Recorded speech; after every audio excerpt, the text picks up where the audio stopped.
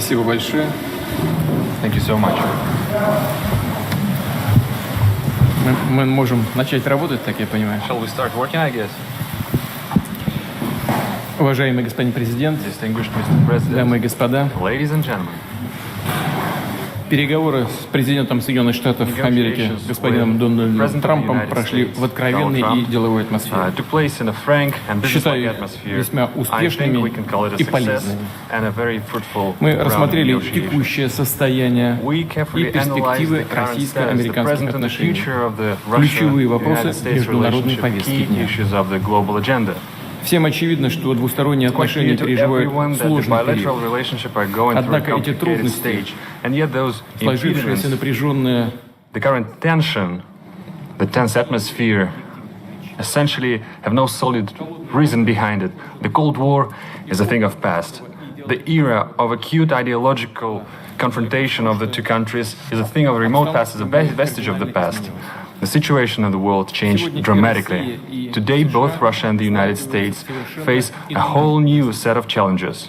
это и опасная Those include a dangerous maladjustment of mechanisms for maintaining international security and stability, regional crises, расползание угроз the creeping threats of terrorism and transnational crime. криминалитета, нарастание проблем It's the snowballing экологических. problems in the economy, environmental risks, and other sets of challenges. Справиться со всем этим можно только объединяя. We can only cope with these challenges if we join the ranks and work together. Hopefully, we will reach this understanding with our American partners. Отразили наши Today's negotiations Трампом желание reflected our joint wish with President Trump to redress this negative situation in the bilateral relationship.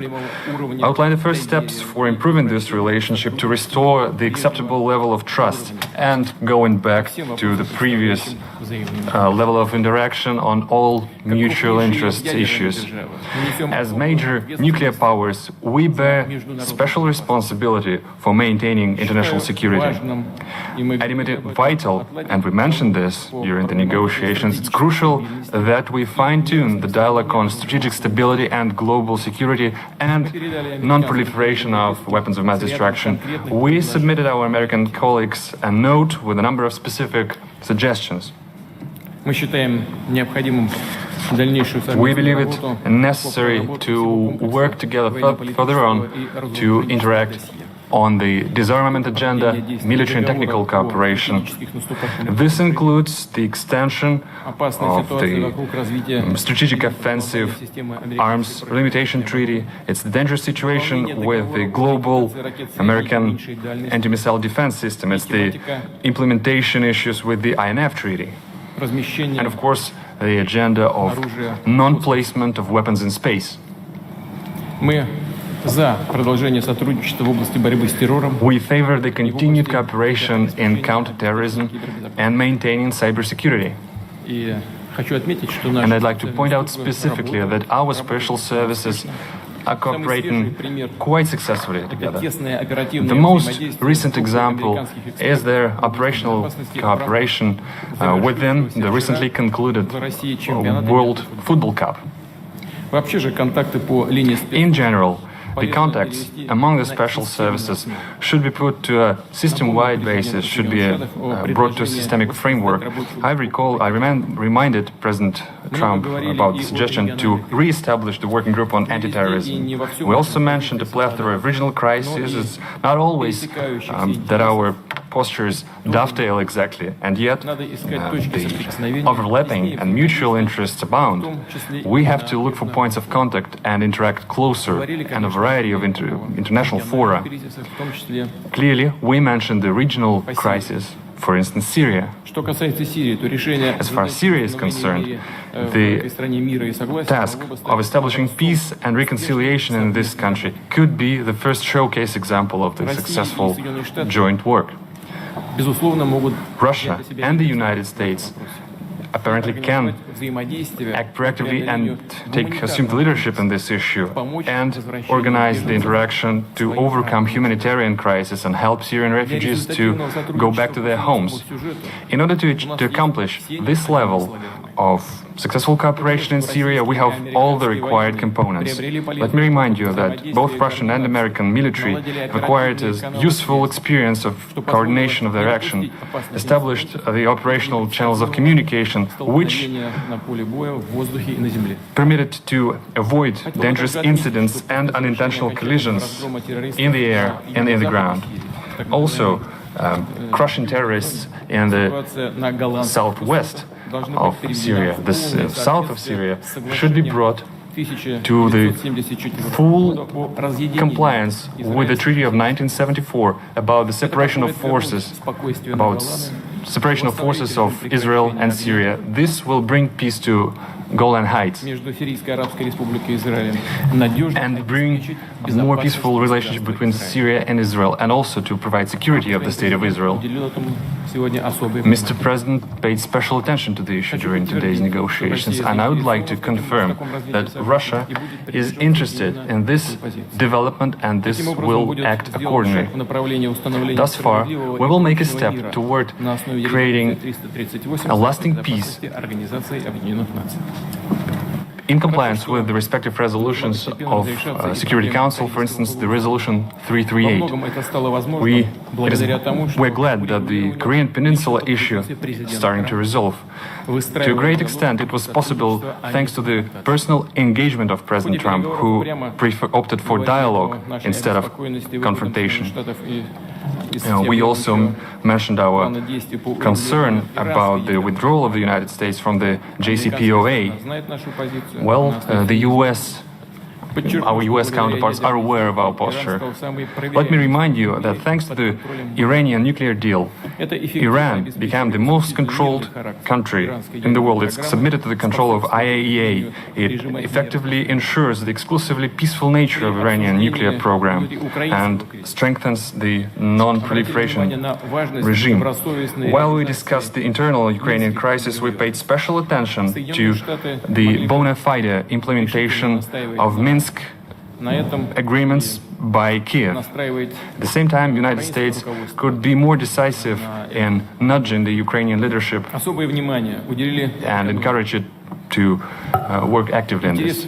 We paid more attention to economic ties and economic cooperation. It's clear that both countries, the businesses of both countries are interested in this. American delegation was one of the largest delegations in the St. Petersburg Economic Forum. It featured over 500 representatives of American businesses. We agreed, me and President Trump, we agreed to create a high-level working group that would bring together captains of Russian and American business. After all, entrepreneurs and businessmen know better how to articulate this successful business cooperation. We'll let them think and make their proposals and suggestions in this regard. Once again, President Trump mentioned the issue of the so-called interference of Russia in the American elections, and I had to reiterate things I said several times, including during our personal contacts, that the Russian state has never interfered and is not going to interfere into internal American affairs, including election process. Any specific material, if such things arise, we are ready to analyze together. For instance, we can analyze them through the joint working group on cybersecurity, the establishment of which we discussed during our previous contacts. And clearly, it's past time we restore our cooperation in the cultural area, in the humanitarian area. As far as I think you know that recently we hosted the American congressman delegation, and now it's perceived and portrayed almost as a historic event, although it should have been just a current affairs, just business as usual. And in this regard, we mentioned this proposal to the president. We have to think about the practicalities of our cooperation, but also about the rationale, the underlying logic of it. And we have to engage experts on bilateral relationship, who know history and the background of our relationship. The idea is to create an expert council that would include political scientists, prominent diplomats and former military experts on both countries who would look for points of contact between the two countries, that would look for ways on putting the relationship on the trajectory of growth. In general, we are glad with the outcome of our first full-scale meeting, because previously we only had a chance to talk briefly on international fora. We had a good conversation with President Trump, and I hope that we start to understand each other better, and I'm grateful to Donald for it. Clearly, there are some challenges left when we were not able to clear all the backlog, but I think that we made the first important step in this direction. And in conclusion, I want to point out that this atmosphere of cooperation is something that we are especially grateful for to our Finnish hosts. We're grateful for Finnish people and Finnish leadership for what they've done. I know that we've caused some inconvenience to Finland, and we apologize for it. Thank you for your attention. Thank you. Thank you very much. Thank you. I have just concluded a meeting with President Putin on a wide range of critical issues for both of our countries. We had direct, open, deeply productive dialogue. Went very well. Before I begin, I want to thank President Niinisto of Finland for graciously hosting today's summit. President Putin and I were saying how lovely it was and what a great job they did. I also want to congratulate Russia and President Putin for having done such an excellent job in hosting the World Cup. It was really one of the best ever, and your team also did very well. It was a great job. I'm here today to continue the proud tradition of bold American diplomacy. From the earliest days of our republic, American leaders have understood that diplomacy and engagement is preferable to conflict and hostility. A productive dialogue is not only good for the United States and good for Russia, but it is good for the world. The disagreements between our two countries are well known, and President Putin and I discussed them at length today. But if we're going to solve many of the problems facing our world, then we're going to have to find ways to cooperate in pursuit of shared interests. Too often in both recent past and long ago, we have seen the consequences when diplomacy is left on the table. We have also seen the benefits of cooperation. In the last century, our nations fought alongside one another in the Second World War. Even during the tensions of the Cold War, when the world looked much different than it does today, the United States and Russia were able to maintain a strong dialogue. But our relationship has never been worse than it is now. However, that changed as of about 4 hours ago. I really believe that.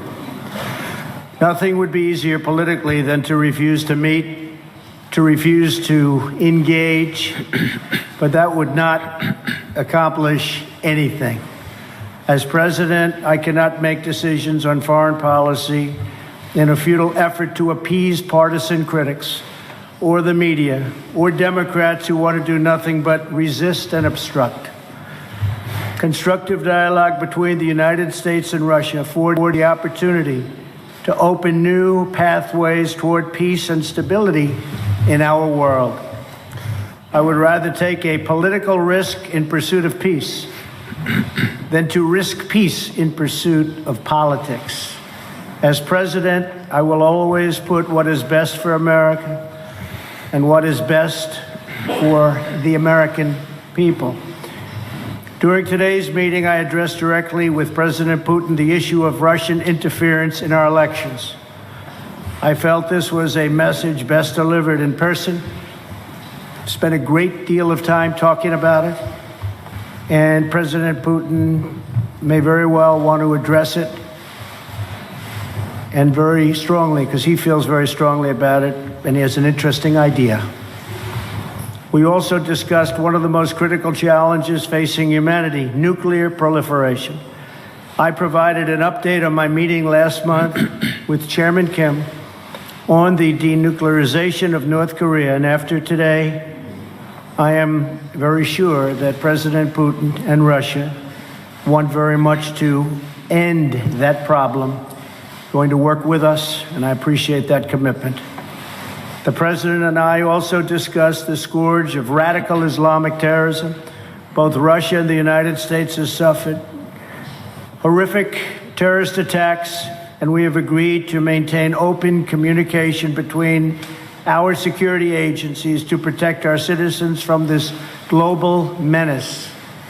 Last year, we told Russia about a planned attack in St. Petersburg, and they were able to stop it cold. They found them, they stopped them, there was no doubt about it. I appreciated President Putin's phone call afterwards to thank me. I also emphasized the importance of placing pressure on Iran to halt its nuclear ambitions and to stop its campaign of violence throughout the area, throughout the Middle East. As we discussed at length, the crisis in Syria is a complex one. Cooperation between our two countries has the potential to save hundreds of thousands of lives. I also made clear that the United States will not allow Iran to benefit from our successful campaign against ISIS. We have just about eradicated ISIS in the area. We also agreed that representatives from our national security councils will meet to follow up on all of the issues we addressed today and to continue the progress we have started right here in Helsinki. Today's meeting is only the beginning of a longer process, but we have taken the first steps toward a brighter future, and one with a strong dialogue and a lot of thought. Our expectations are grounded in realism, but our hopes are grounded in America's desire for friendship, cooperation, and peace. And I think I can speak on behalf of Russia when I say that also. President Putin, I want to thank you again for joining me for these important discussions and for advancing open dialogue between Russia and the United States. Our meeting carries on a long tradition of diplomacy between Russia, the United States, for the greater good of all. And this was a very constructive day. This was a very constructive few hours that we spent together. It's in the interest of both of our countries to continue our conversation, and we have agreed to do so. I'm sure we'll be meeting again in the future, often, and hopefully we will solve every one of the problems that we discussed today. So, again, President Putin, thank you very much. Thank you, sir.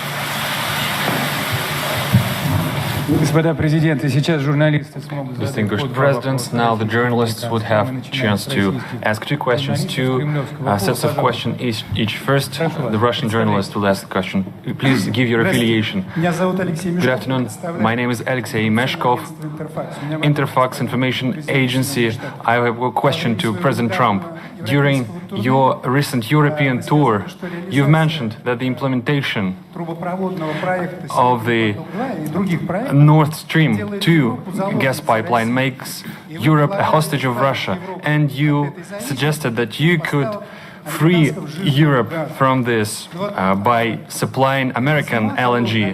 But this cold winter actually showed that the current mechanism of supply of fuel to Europe is quite viable. At the same time, as far as I know, U.S. had to buy even Russian gas for Boston. I have a question. The implementation of your idea has a political tinge to it, or is it a practical one? Because there will be a gap formed in the supply and demand, mechanism. And first, it's the consuming countries who will fall into this gap. And the second question, before the meeting with President Putin, you called him an adversary, a rival, and yet you expressed hope that you will be able to bring this relationship to a new level. Did you manage to do this? You know, actually, I called him a competitor, and a good competitor he is.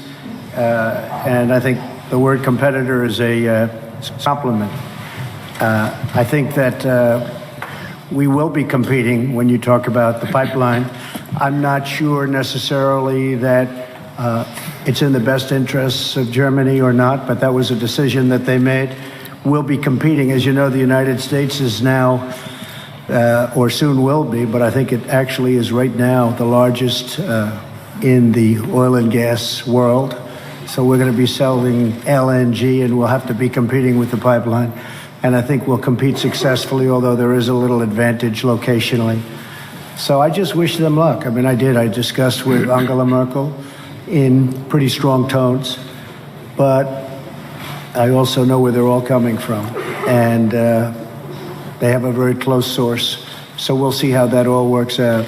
But we have lots of sources now, and the United States is much different than it was a number of years ago when we weren't able to extract what we can extract today. So today we're number one in the world at that, and I think we'll be out there competing very strongly. Thank you very much. If I may, I throw in some 2 cents. We talked to Mr. President, including this subject as well. We are aware of the stance of President Trump, and I think that we, as a major oil and gas power, and the United States is a major oil and gas power as well, we could work together on regulation of international markets, because neither of us is actually interested in the plummeting of the prices, and the consumers will suffer as well, and the consumers in the United States will suffer as well, and the shale gas production will suffer, because beyond a certain price bracket it's no longer profitable to produce gas.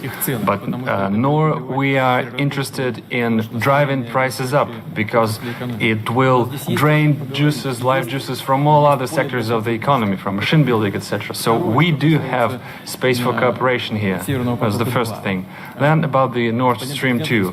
Mr. President voiced his concerns about the possibility of disappearance of transit through Ukraine, and I reassured Mr. President that Russia stands ready to maintain this transit. Moreover, we stand ready to extend this transit contract that is about to expire next year, in case if the dispute between the economic entities will be settled in the Stockholm Arbitration Court. The first question from a U.S. journalist goes to Jeff Mason from Reuters.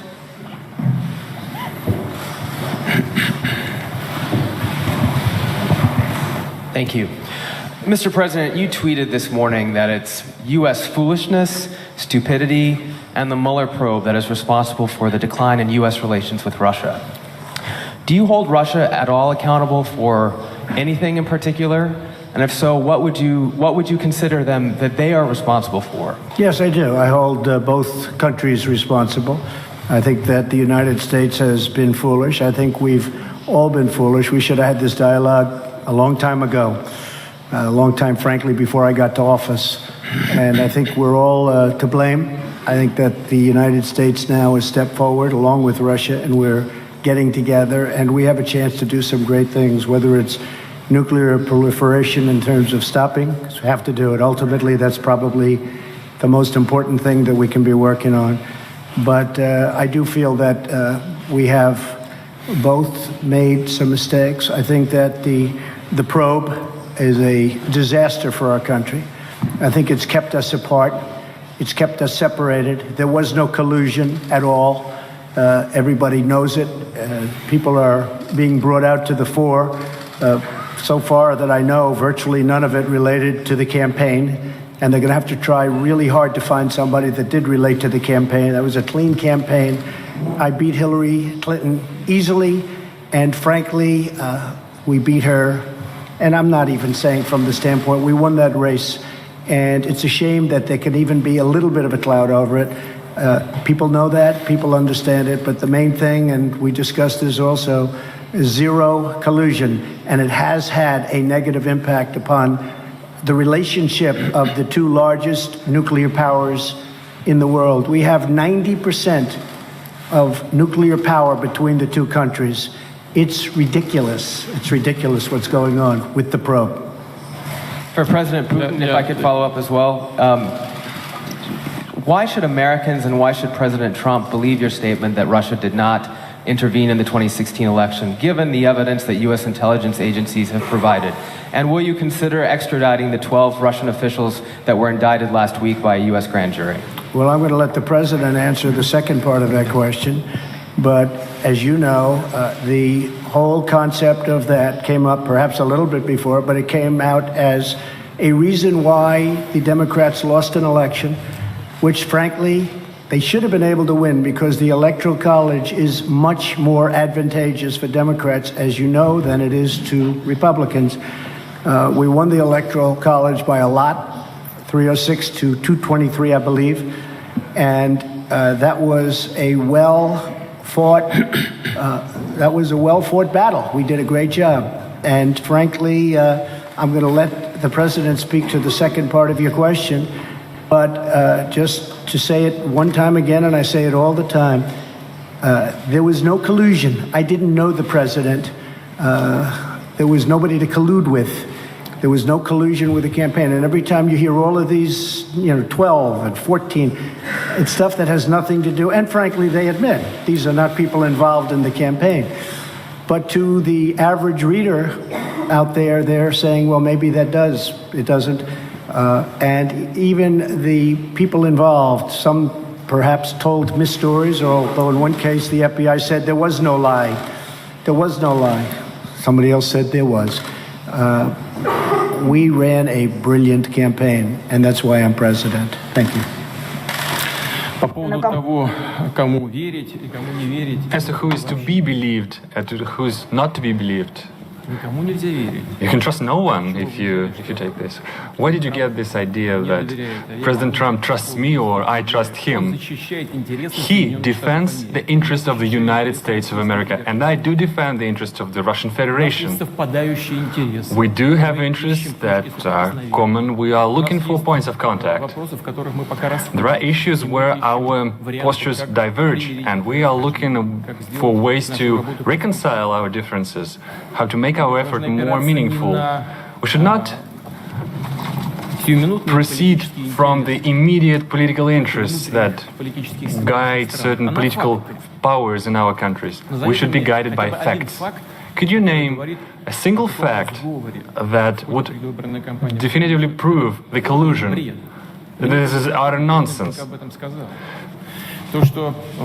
Just like the president recently mentioned.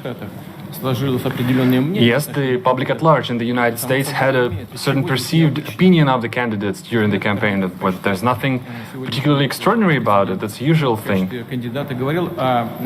President Trump, when he was a candidate, he mentioned the need to restore the Russia-U.S. relationship, and it's clear that a certain part of American society felt sympathetic about it, and different people could express their sympathy in different ways. But isn't that natural? Isn't it natural to be sympathetic towards a person who is willing to restore the relationship with our country, who wants to work with us? We heard the accusations about the Concord country. Well, as far as I know, this company hired American lawyers, and the accusations doesn't have a fighting chance in the American courts. So there's no evidence when it comes to the actual facts. So we have to be guided by facts and not by rumors. Now, let's get back to the issue of these 12 alleged intelligence officers of Russia. I don't know the full extent of the situation, but the President Trump mentioned this issue, and I will look into it. So far, I can say the following.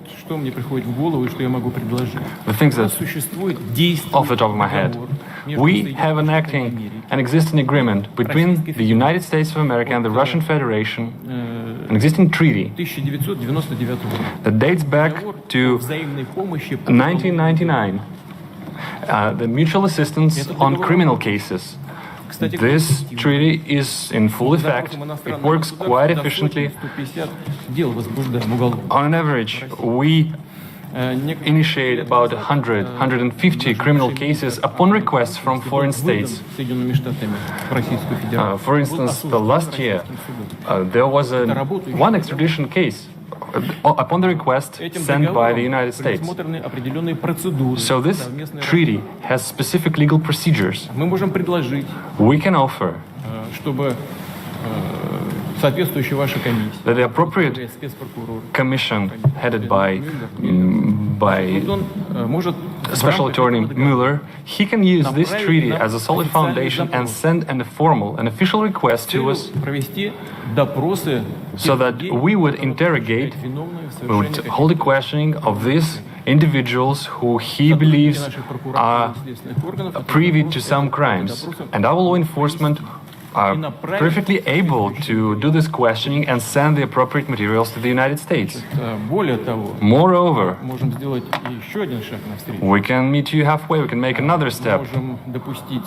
We can actually permit official representatives of the United States, including the members of this very commission headed by Mr. Mueller, we can let them into the country and they will be present at this questioning. But in this case, there is another condition. This kind of effort should be a mutual one. Then we would expect that the Americans would reciprocate and they would question officials, including the officers of law enforcement and intelligence services of the United States, whom we believe who have something to do with illegal actions on the territory of Russia. And we have to request the presence of our law enforcement. For instance, we can bring up Mr. Browder in this particular case. Business associates of Mr. Browder have earned over $1.5 billion in Russia. They never paid any taxes, neither in Russia nor in the United States. And yet the money escaped the country. They were transferred to the United States. They sent a huge amount of money, 400 million, as a contribution to the campaign of Hillary Clinton. Well, that's their personal case. It might have been legal, the contribution itself, but the way the money was earned was illegal. So we have a solid reason to believe that some intelligence officers accompanied and guided these transactions. So we have an interest of questioning them. But that could be a first step, and we can also extend it. Options abound, and they all can be found in an appropriate legal framework. Trump to win the election, and did you direct any of your officials to help him do that? Yes, I did. Yes, I did. Because he talked about bringing the U.S.-Russia relationship back to normal. Продолжаем. Я думаю, вполне вопросы 3 может задать кто-то из российского пула. I think there can be 3 questions from the Russian pool. Russia Today, you have the floor. Спасибо большое. Thank you so much. Добрый вечер. Меня зовут Good evening to everyone. My name is Ilya Petrenko. Телеканал RT.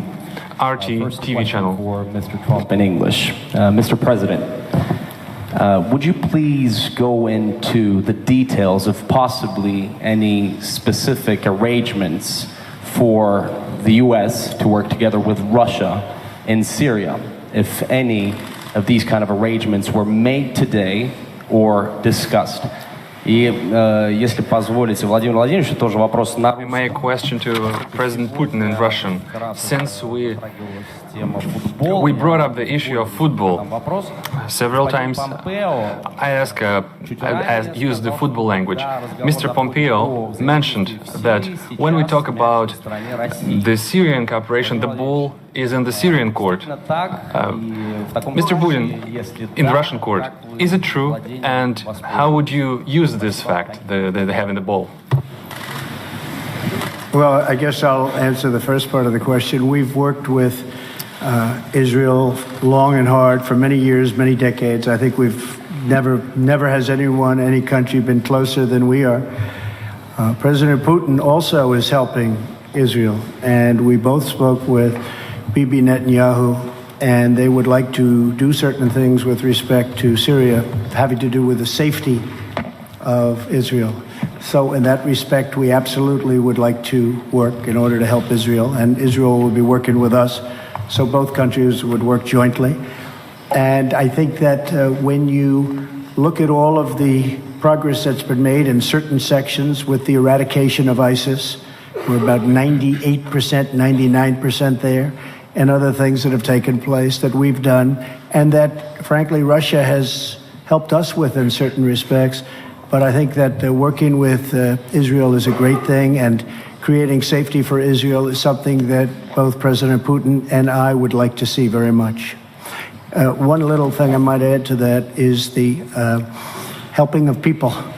Helping of people, because you have such horrible, if you see, and I've seen reports and I've seen pictures, I've seen just about everything.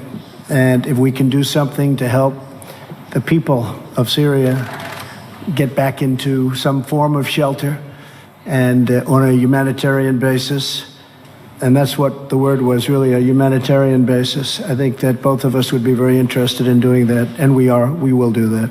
Okay? Thank you very much. Excuse me, but for now, no specific agreements, for instance, between the militaries? Well, our militaries do get along. In fact, our militaries actually have gotten along probably better than our political leaders for years, but our militaries do get along very well, and they do coordinate in Syria and other places. Okay? Thank you. Yes, we did mention this. We mentioned the humanitarian track of this issue. Yesterday I discussed this with French President Mr. Macron, and we reached an agreement that together with European countries, including France, we will step up this effort. On our behalf, we provide military cargo aircraft to deliver the humanitarian cargo. And today I brought up this issue with President Trump. I think there is plenty of things to look into. The crucial thing here is that a huge amount of refugees are in Turkey, in Lebanon, in Jordan, in the states that border are adjacent to Syria. If we help them, the migratory pressure upon the European states will be decreased manifold. And I believe it's crucial from any point of view, from humanitarian point of view, from the point of view of helping people, helping the refugees. And in general, I agree, I concur with President Trump. Our military cooperate quite successfully together. They do get along, and I hope they will be able to do so in future. We will keep working in the Astana format, I mean Russia, Turkey and Iran, which I informed President Trump about. But we do stand ready to link these efforts to the so-called small group of states, so that the process would be a broader one, it would be a multidimensional one, and so that we will be able to maximize our fighting chance to get the ultimate success in the issue of Syria. And speaking about having the ball in our court in Syria, President Trump has just mentioned that we've successfully concluded the World Football Cup. Speaking of the football, actually, Mr. President, I'll give this ball to you, and now the ball is in your court. All the more that the United States will host the World Cup in 2026. That's right. Thank you very much. We do host it, and we hope we do as good a job. That's very nice. That will go to my son, Barron. We have no question. In fact, Melania, here you go.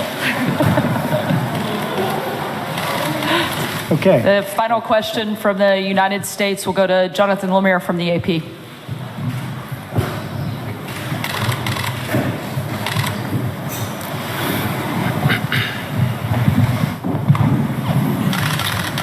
Thank you.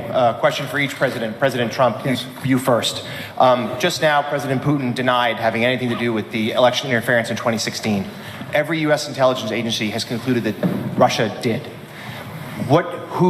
My first question for you, sir, is who do you believe? My second question is, would you now, with the whole world watching, tell President Putin, would you denounce what happened in 2016, and would you warn him to never do it again? So let me just say that we have two thoughts. You have groups that are wondering why the FBI never took the server. Why haven't they taken the server? Why was the FBI told to leave the office of the Democratic National Committee? I've been wondering that. I've been asking that for months and months, and I've been tweeting it out and calling it out on social media. Where is the server? I want to know, where is the server, and what is the server saying? With that being said, all I can do is ask the question. My people came to me, Dan Coates came to me, and some others. They said they think it's Russia. I have President Putin. He just said it's not Russia. I will say this, I don't see any reason why it would be, but I really do want to see the server. But I have confidence in both parties. I really believe that this will probably go on for a while, but I don't think it can go on without finding out what happened to the server. What happened to the servers of the Pakistani gentlemen that worked on the DNC? Where are those servers? They're missing. Where are they? What happened to Hillary Clinton's emails? 33,000 emails gone, just gone.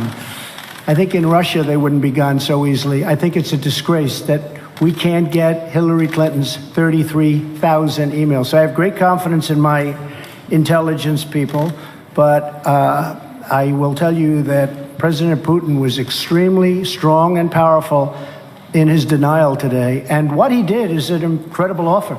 He offered to have the people working on the case come and work with their investigators with respect to the 12 people. I think that's an incredible offer. Okay? Thank you. Yes, please. Позвольте мне добавить два слова. I'd like to add something to Я this. ведь тоже работал в разведке. After all, I was an intelligence officer myself. И знаю, как составляются соответствующие досье. And I do know how dossiers are made up. Just a minute. Just a second. Это первое. That's the first thing. Второе.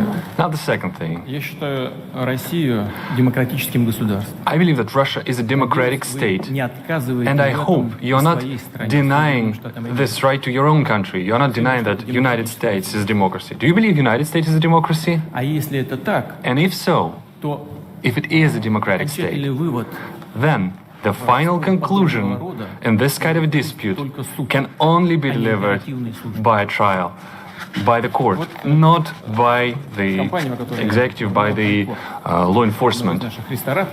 For instance, the Concord company that was brought up is being accused. It's been accused of interference. But this company does not constitute the Russian state. It does not represent the Russian state. And I brought several examples before. Well, you have a lot of individuals in the United States. Take George Soros, for instance, with multi-billion capitals. But does it make him his position, his posture, the posture of the United States? No, it does not. Well, it's the same case. There is the issue of trying a case in the court. And the final say is for the court to deliver. We are now talking about the private, the individuals, and not about particular states. And as far as the most recent allegation is concerned about the Russian intelligence officers, we do have an intergovernmental treaty. Please do send us the request. We will analyze it properly and will send a formal response. And as I said, we can extend this cooperation, but we should do it on a reciprocal basis, because we would await our Russian counterparts to provide us access to the persons of interest for us, who we believe can have something to do with the intelligence services. Let's discuss the specific issues and not use the Russia and the U.S. relationship as a loose change for this internal political struggle. A question for President Putin. Thank you. Two questions for you, sir. Can you tell me what President Trump may have indicated to you about officially recognizing Crimea as part of Russia? And then secondly, sir, does the Russian government have any compromising material on President Trump or his family?